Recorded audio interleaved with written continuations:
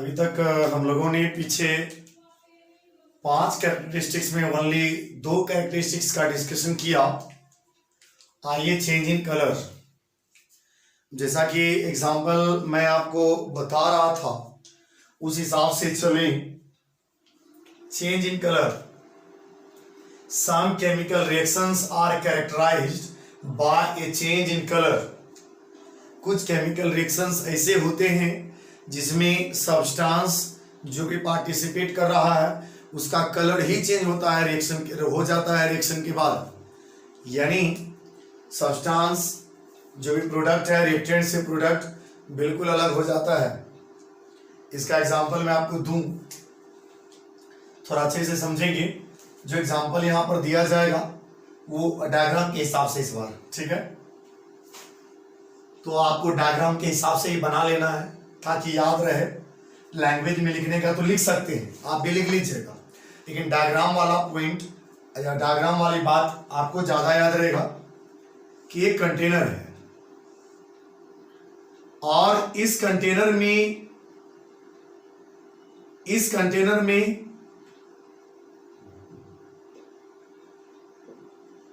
एक कंपाउंड है जिसका नाम है KMnO4, पोटासियम परमैंगनेट। पोटासियम का के परमैंगनेट MnO4 वैलेंसी 1 एक्सचेंज कराने पर हो गया KMnO4। आप अच्छी तरीके से समझ रहे हैं। और इसका कलर मैं बता दूं, जो इसका कलर होता है, सुनिए, इसका जो कलर होता है, आप शायद परमैंगनेट पोटासियम परमैंगनेट को नहीं देखे हो, इसका कलर होता है पर्पल। शायद आप पर्पल कलर समझते होंगे। हाँ, आप अच्छे तरीके से समझते होंगे पर्पल कलर कैसा होता है। इमेजिन करिए, पर्पल कलर, आपके भी घर में बहुत सारे ऑब्जेक्ट्स होंगे या क्लॉथ्स होंगे जो पर्पल कलर के होंगे, या नहीं भी होंगे तो आप पर्पल कलर समझते होंगे। मैं आपको पर्पल कलर दिखाना चाहूंगा। पर्पल समझिए कि ब्लू और पिंक का मिक्स होता है, थोड़ा बहुत अंदाज से। चलिए कोई बात नहीं, अभी हमको कोई सब्जेक्ट या कोई ऑब्जेक्ट है नहीं सामने, तो पर्पल कलर का है। इसमें क्या किया गया, साइट्रिक एसिड डाला गया। साइट्रिक एसिड डाला गया, साइट्रिक एसिट्रिक एसिड जो कहना कहिए। साइट्रिक एसिड का एक सोर्स आपको तुरंत मिल जाएगा, लेमन। नींबू में साइट्रिक एसिड होता है, ऑरेंज में साइट्रिक एसिड होता है। इस तरह के बहुत सारे सोर्स हैं। एसिड बेस में आप बहुत सारे टेबल देखेंगे, किस टेबल, उस टेबल में कौन से सब्सटेंस में कौन सा एसिड होता है वहां पर दिया जाएगा। साइट्रिक एसिड जो लेमन में होगा, नींबू को लेंगे, साइट्रिक एसिड डालना है और उसको बूंद बूंद कर डालेंगे, दैट मींस ड्रॉप वाइज। बूंद बूंद कर डाला गया, पोटासियम परमैंगनेट का रिएक्शन साइट्रिक एसिड से कराया गया, और जैसे कराया गया ये पर्पल सीधे चेंज हो जाएगा और पर्पल हो जाएगा कलरलेस। पर्पल कलर गायब हो जाएगा, वाटर जैसा होता है ना जिसमें कोई कलर नहीं, वैसा हो जाता है। अब देखिए कलर में चेंजिंग हुआ। ये तब हुआ जब आपने साइट्रिक एसिड को पोटासियम परमैंगनेट में डाला। दैट मींस कि कुछ केमिकल रिएक्शन, यहां पर केमिकल रिएक्शन हुआ है, कुछ केमिकल रिएक्शन ऐसे होते हैं जिसमें रिएक्शन के बाद सब्सटेंस का कलर ही चेंज हो जाता है। एक एग्जांपल मैं और देना चाहूंगा। एक टेस्ट ट्यूब है,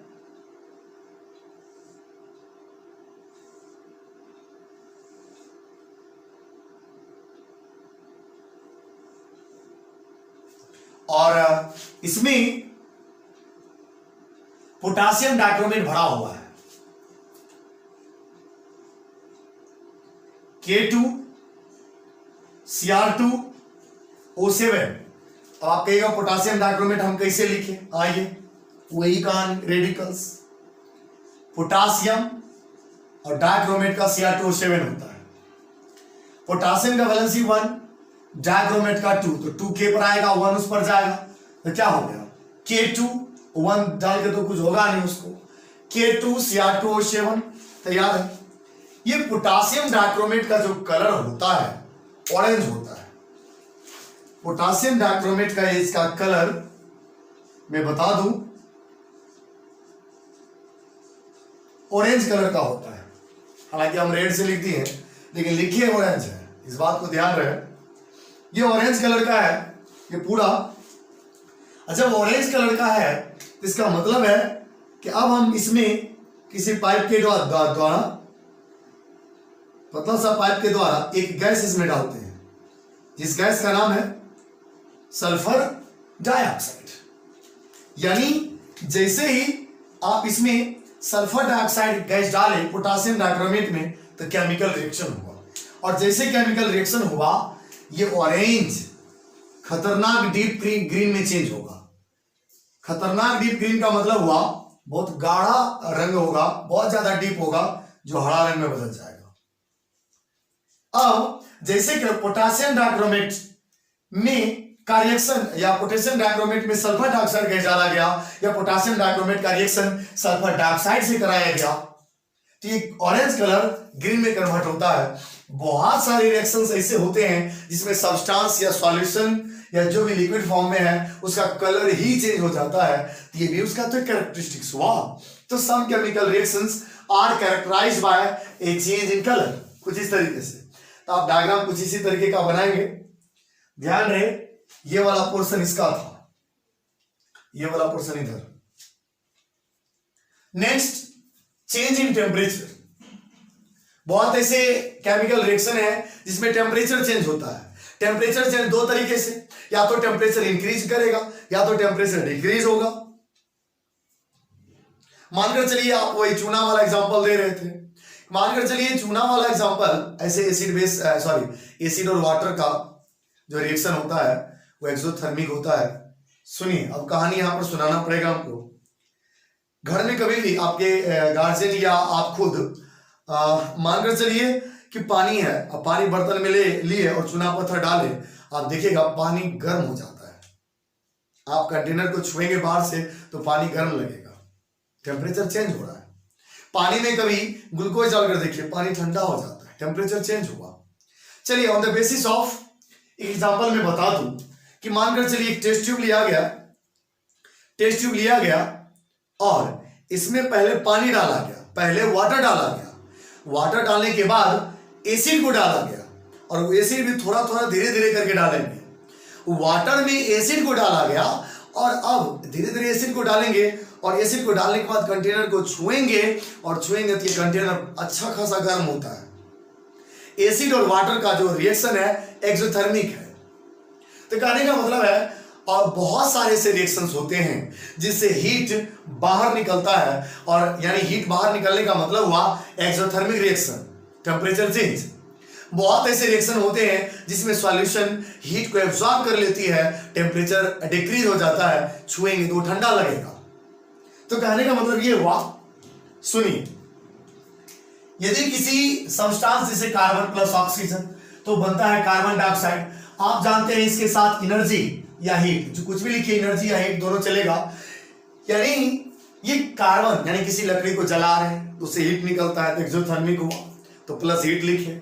या सल्फर का रिएक्शन ऑक्सीजन से कराते तो होता है सल्फर डाइऑक्साइड प्लस हीट, या सल्फर डाइऑक्साइड का रिएक्शन ऑक्सीजन से करा दें तो बनता है सल्फर ट्राइऑक्साइड प्लस हीट। आप लिखेंगे यहां पर बैलेंस करना चाहिए, तो बैलेंस करने के लिए सल्फर डाइऑक्साइड ऑक्सीजन यहाँ 2 2 4 हो गया, यहाँ 3 है यहाँ 2 कर देते 6 हुआ, तो सल्फर को 2 देख लीजिए, ऑक्सीजन 4 और 2 6। खैर बैलेंस करने के लिए आगे बताया जाएगा, उसके लिए आप परेशान मत होइए, हीट एंड ट्रायल है ये सब। तो और भी रिएक्शंस दिए जा सकते हैं।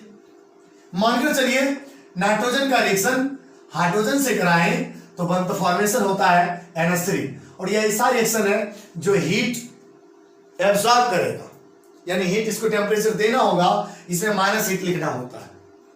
या इसको लिखने का दूसरा तरीका, बैलेंस तो किए नहीं, बैलेंस करना चाहिए। चलिए बैलेंस करते हैं, यहां पर 2 लगा देते हैं तो नाइट्रोजन डबल हो गया और हाइड्रोजन 6 हो गया, तो यहां पर 3 लगा देते हैं। आइए या नहीं तो N2 प्लस 3H2, इधर माइनस हीट है तो आप इधर हीट लगाएंगे प्लस हीट, तो उठाकर इधर लाएंगे तो प्लस होगा, एरो 2NH3। तो कहने का मतलब है N2 प्लस O2 फॉर्मेट होगा 2NO, और यहां पर माइनस हीट लिखना होता है, या N2 plus O2 minus heat लिखेंगे, सॉरी प्लस हीट लिखेंगे और लिखेंगे 2N। तो कहने का मतलब यहां पर कुछ रिएक्शन नीचे दिए गए, दो रिएक्शन है, दो रिएक्शन को तरीका से ऊपर भी रिएक्शन दिए गए। अगर आप ध्यान से देखेंगे ऊपर वाले रिएक्शन में प्लस हीट लिखा गया प्रोडक्ट में, और नीचे वाले रिएक्शन में प्रोडक्ट में फिर आप माइनस हीट लगाना पड़ेगा, या नहीं तो रिएक्टेंट के साथ प्लस हीट दीजिए। तो कहने का मतलब है बहुत सारे रिएक्शंस ऐसे होते हैं जो हीट को क्या करता है, बाहर निकालता है, हीट उससे बाहर निकलती है, और बहुत सारे ऐसे रिएक्शन होते हैं जिसमें हीट देना होता है, हीट एब्जॉर्ब होता है। इस तरीके से टेम्परेचर चेंज हुआ, और टेम्परेचर चेंज होता है यानी कुछ केमिकल रिएक्शंस ऐसे हैं जिसमें टेम्परेचर चेंज होगा, यानी जिससे हीट बाहर निकलेगा, जिसका नाम रखा जाएगा एक्सोथर्मिक रिएक्शन, और जिसमें हीट एब्जॉर्ब होगा जिसका नाम होगा एंडोथर्मिक रिएक्शन। यानी कुछ केमिकल रिएक्शंस टेम्परेचर चेंज का मतलब हो गया हीट यानी बाहर निकलना या हीट एब्जॉर्ब होना। तो कहने का मतलब हुआ या कुछ केमिकल रिएक्शंस ऐसे होते हैं जो एक्सोथर्मिक होते हैं, या कुछ केमिकल रिएक्शन ऐसे होते हैं एंडोथर्मिक होते हैं, यानी कुछ केमिकल रिएक्शन ऐसे होते हैं जिसमें टेम्परेचर चेंज होते हैं। इस हिसाब से हम लोग डिस्कस कर रहे थे change in colour, change in temperature. Change in colour का मतलब हुआ कुछ ऐसे होते हैं केमिकल रिएक्शन जिसमें रिएक्शन के बाद सब्सटेंस का कलर ही चेंज हो जाता है, कलर ही गायब हो जाता है, या कलर चेंज हो गया। या कुछ केमिकल रिएक्शन ऐसे होते हैं जिसमें टेम्परेचर चेंज मींस या तो रिएक्शन एक्सोथर्मिक होगा या तो एंडोथर्मिक होगा। हर एक में जरूरी नहीं, कुछ ऐसे होते हैं, ये चूंकि उसका कैरेक्टरिस्टिक्स है। अभी तक हम लोगों ने 4 कैरेक्टरिस्टिक्स को डील किया। फर्स्ट में हम लोगों ने इन्वॉल्व गैस का इन्वॉल्व पढ़े हम लोग, यानी इन्वॉल्व इन गैस। सेकेंड में पढ़े फॉर्मेशन ऑफ प्रेसिपिटेट, थर्ड में पढ़े चेंज इन कलर, फोर्थ में पढ़े चेंज इन टेम्परेचर। एक बचा हुआ है चेंज इन स्टेट। मैं सोच रहा हूं कि चेंज इन स्टेट भी बता दे, ठीक है। चेंज इन स्टेट कोई अलग से बताने वाली बात है नहीं, तो हम थोड़ा देर रुकते हैं, यहां पर आप वीडियो पॉज कर लीजिए, और नहीं लिखे हैं तो इसको नोट कर लीजिए क्योंकि मैं इसको मिटाऊंगा, ठीक। तो आप इसको पॉज करके नोट करेंगे, उसके बाद मैं चेंज इन स्टेट बताऊंगा।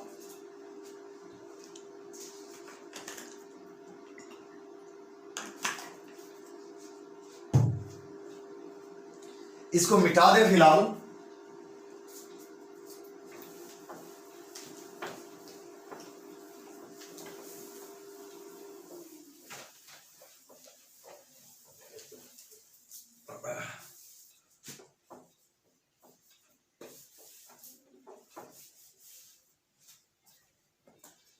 चलिए पॉइंट नंबर 5, जिसको हम लोगों ने पॉइंट मैंने लिखा था, अभी इसको आगे बढ़ाते हैं।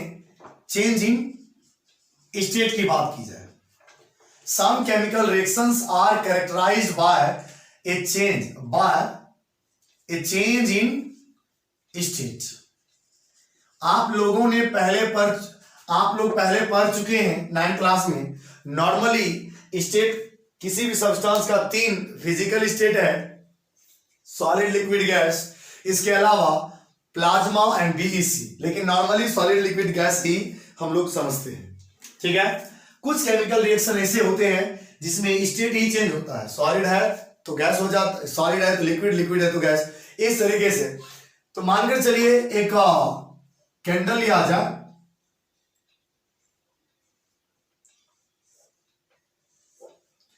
एक मोमबत्ती लिया जाए, तुरंत, जस्ट 1 मिनट।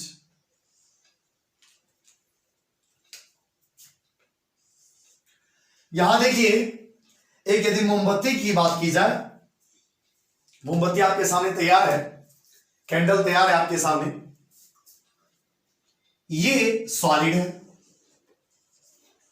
हालांकि मोमबत्ती है ये पेंटाकोसिन इसका नाम है, पेंटाकोसिन C25H52 इस मोमबत्ती का फॉर्मूला होता है। हाइड्रोकार्बन है ये सॉलिड है। जब आप मोमबत्ती को जलाते हैं, बर्न करते हैं माचिस से, ये सॉलिड पिघलता है, मेल्ट करता है, और पिघलकर ये जो आप देख रहे हैं थ्रेड, रस्सी या धागा या कॉटन, इस पर पिघलकर ऊपर चढ़ता है। तो बताइए पिघलकर जब ऊपर चढ़ा तो पिघला तो मतलब क्या हुआ, सॉलिड से क्या हो गया, लिक्विड में कन्वर्ट हुआ, और लिक्विड और ज्यादा गर्म होती है तब जाकर गैस में कन्वर्ट होता है, और वो फिर वो गैस जलता है। सोचिए कि मोमबत्ती का जलाना, बर्निंग ऑफ कैंडल, ये केमिकल चेंज है या फिजिकल चेंज। आप सोच सकते हैं कि मोमबत्ती का जलाना, burning of candle, that is called chemical change, chemical reaction है। मोमबत्ती का पिघलना, मेल्टिंग ऑफ कैंडल, तब होगा आपका फिजिकल चेंज या बर्निंग की बात की जा रही है। हालांकि हम लोग जब कैंडल को जलाते हैं उस समय दोनों चेंज होता है, मोमबत्ती जलता भी है, पिघलता भी है, लेकिन सिर्फ बर्निंग की बात की जाए तो burning of candle, this is chemical reaction. तो जब आप इस केमिकल रिएक्शन को कराते हैं तो सॉलिड पिघलकर लिक्विड, लिक्विड पिघलकर गैस बनता है। देखिए स्टेट चेंज हो रहा है।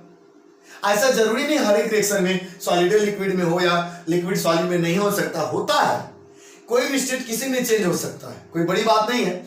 लेकिन कुछ केमिकल रिएक्शंस ऐसे हैं जिसमें स्टेट भी चेंज होता है, ये भी उसका कैरेक्टरिस्टिक्स है। यानी हम लोग इस तरह के डायग्राम आप बना लेंगे। तो ये मोमबत्ती का फॉर्मूला था पेंटाकोसिन, इसका नाम रखा गया है। हाइड्रोकार्बन है, कार्बन हाइड्रोजन। हम लोगों ने अभी तक 5 कैरेक्टरिस्टिक्स पढ़ा और कैरेक्टरिस्टिक्स कंप्लीट हो रहा है इसी में। गैस का इन्वॉल्व, दूसरा प्रेसिपिटेट का बनना, तीसरा क्या था आप सोचिए, तीसरा था टेम्परेचर चेंज, तो यहां होगा। तीसरा में था चेंज इन कलर, कलर में चेंज होना। चौथा टेम्परेचर में चेंज होना। पांचवा स्टेट में चेंज होना। ये पांचों कैरेक्टरिस्टिक्स समझिए कि लॉन्ग क्वेश्चन आंसर के जैसा है। हम लोगों ने डील किया, आप लोगों ने अच्छे से समझा, आप इसको रिवाइज करते रहेंगे। बाकी केमिकल रिएक्शन चैप्टर को आगे बढ़ाते हुए अगले क्लास में चलते हैं। फिलहाल के लिए थैंक यू, धन्यवाद, शुक्रिया। रिवाइज करते रहें और कुछ नहीं, थैंक यू।